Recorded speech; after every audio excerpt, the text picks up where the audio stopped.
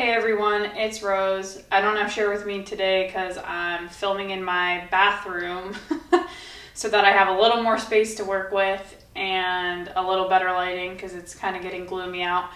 But today I wanted to give you guys the video about the different adaptive equipment that you can use if you have limited mobility from a surgery, just from getting older, from some kind of disease that's causing your mobility to decline, whatever it may be. There are some options out there as far as equipment is concerned so that you can, help yourself instead of needing someone to help you with getting dressed, wiping yourself, cleaning your back, etc. So I wanted to go over all the equipment with you first, and then I'll sit down and actually, do some demonstration with some of these pieces. I wanted to say this is usually taught to people by occupational therapists, not physical therapists, but I have worked closely with occupational therapists in the hospital, so I have seen these different pieces of equipment being used, so I do know how to use them. But again, it would more than likely be taught by an occupational therapist, not a physical therapist. The other thing I wanted to say is that the only time I've really ever seen it taught to people is after a hip replacement, because after a hip replacement, there are some different restrictions on your movement until the hip is healed. Those include things like bending over to touch your toes, crossing your legs, twisting your legs, things like that. So this equipment is usually used to help people, pick stuff up off the floor, put their socks and shoes on, put their pants on. But again, it can be used for, the older population who isn't able to bend over anymore and pick something up off the floor without losing their balance, or, bend over to get their sock on, things like that. Let's get into that.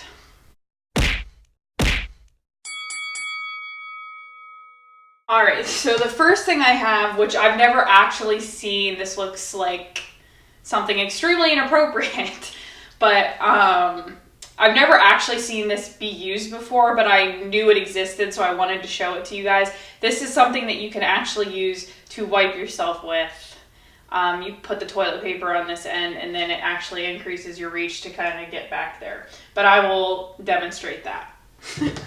The next thing is called a sock aid, which is this lovely thing with the ropes, and your sock goes over here and you slide it up your foot. I will show you that, but this is how you can get your socks on without having to bend over and be able to touch your feet.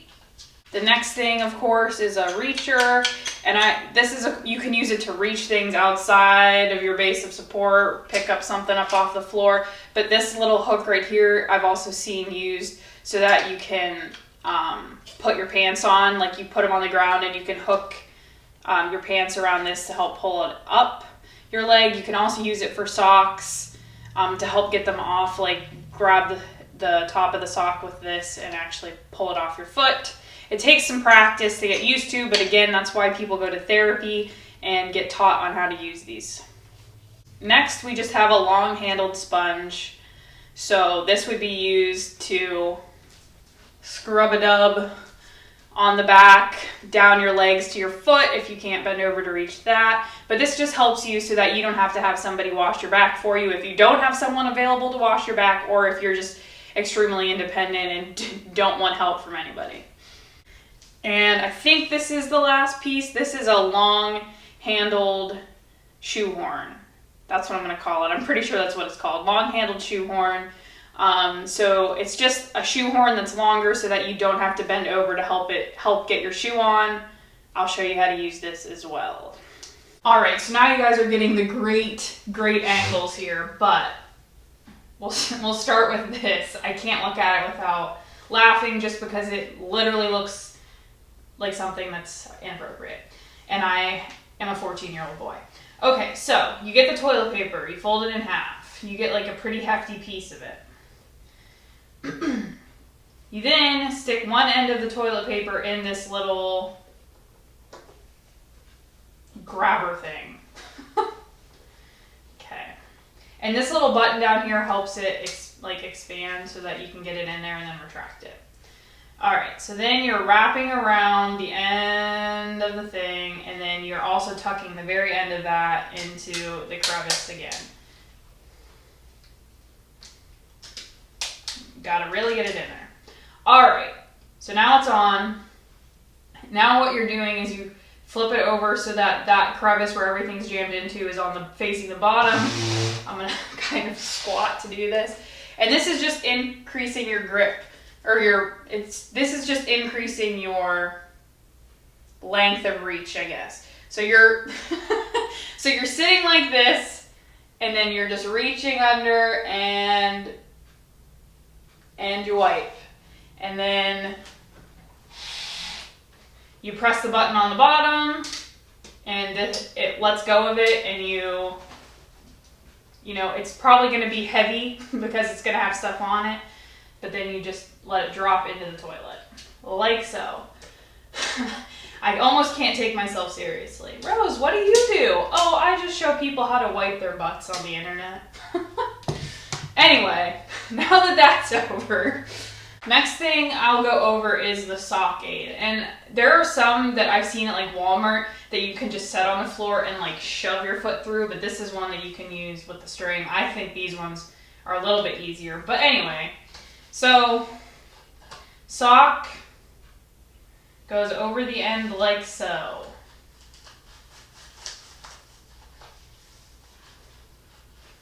So it looks something like that.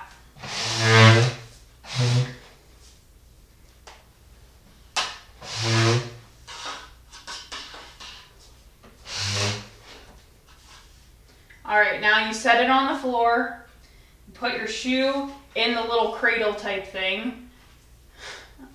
Cradle type situation. I hate myself.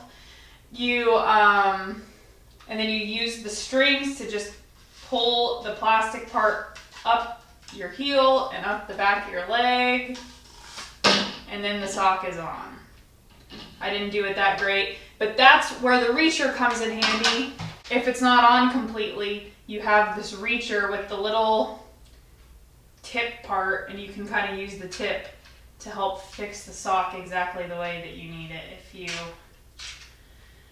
didn't get it on right. And then the tip on this, again, you can kind of use to grab the sock, and I'm not going to be very good at this, but yep, there you go. And then you can kind of pull the sock off with that. Again, you can use this tip to grab onto your pants to help pull the pants up your leg if you can't bend over to pull it up the length of your leg. I should have left my sock on for this, but whatever. Last one. So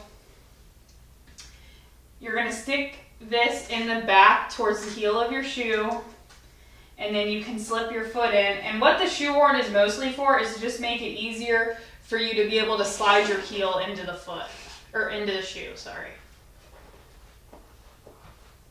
And you just use this to kind of get some leverage and help keep that shoe open for you to get your foot in. This is nice because, again, you're not having to bend over, because usually shoehorns are like, what, yay long? So it just gives you a little more reach so that you don't have to be bent over like this to get your shoe on. And another reason that the sock aid and the shoehorn can come in handy is because a lot of older people, or even people that just have hip problems, you don't necessarily have to be an older person, they can't get their leg up like this to like pull their sock on or pull their shoe on and tie it. So having those available to them is helpful, because then they are able to do it by keeping their legs down like this. Another thing that's helpful that I don't have is elastic shoelaces, so they like tighten and expand as you can put your foot in and out of the shoe, so that you don't have to worry about trying to tie your shoes. The last thing I wanted to talk about are shower chairs. There's a ton of different equipment that people can use if they have limited mobility, including bedside commodes or like raised toilet seats. Think something that'll get your toilet seat higher up off the ground so that you don't have to bend as much to sit down, and it's easier to get up from a higher surface than from a lower surface. But for people who have trouble getting their leg up and over a tub, if they don't have a walk-in shower, there are shower chairs, shower benches, and there's a specific like transfer shower chair that sits halfway in the tub and halfway out of the tub, so you can sit down outside of the tub, swing your legs in over the tub and then kind of slide over and actually be sitting in the shower. And I've gotten a lot of questions as to whether or not, you know, Amberlynn could be doing her own showering or fit into the shower that her and Becky have available to them. What I will say is that from what I have been able to see in her videos, it looks like they have like the glass sliding doors on their shower. Those do come off. So if she was using a shower chair or was like outgrowing the shower, those could come off so that she had more space available to her. And then also the shower chair could be put in. Do I think that Amberlynn is using a shower chair to get in and out of the tub? Probably not. But it is an option that would be available to her or to anybody that's having trouble getting in and out of the tub on their own. I'm not trying to speculate on Amberlynn or what she is or isn't doing, but these are some options that are available to her or to anybody that's having trouble with their mobility or taking care of themselves. And I just wanted to get them out there for you all so that you were aware of them. If you're younger and your parents are having hip replacements or knee replacements, these are all, it's always nice to know what is available to you so that you can ask the people that are working at the hospitals or ask the nurses or the doctors or ask the therapist that you're going to see, hey, what about this? Is this a good option? I bought all of this stuff on Amazon for like less than $30 for all of it, and most of this is sold individually. If you don't need all of it and you need one thing specifically, you can just look for that one specific thing on Amazon, and they're all relatively cheap. So I think that about does it for this video.